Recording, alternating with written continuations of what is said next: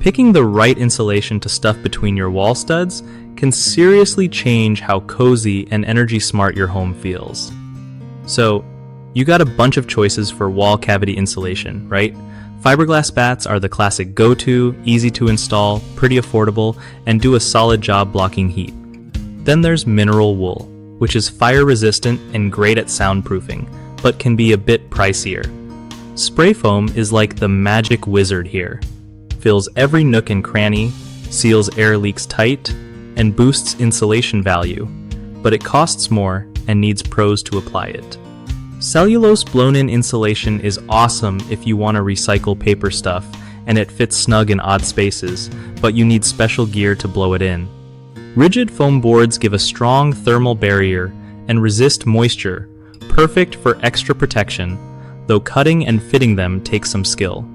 Always measure your stud cavities carefully before buying so you don't end up with gaps or squished insulation that won't perform well. Don't forget to wear gloves and masks during installation, because some materials can irritate your skin or lungs. One of the biggest screw-ups people make with wall insulation is picking stuff that doesn't fit the stud cavities right. Too loose or too tight means less energy efficiency.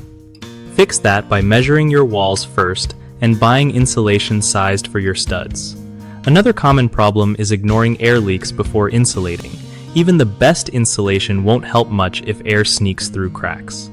Seal those gaps with caulk or spray foam before putting in insulation. Lastly, using the wrong type of insulation for your climate or wall type can backfire, like putting damp-prone cellulose in a wet area without a moisture barrier.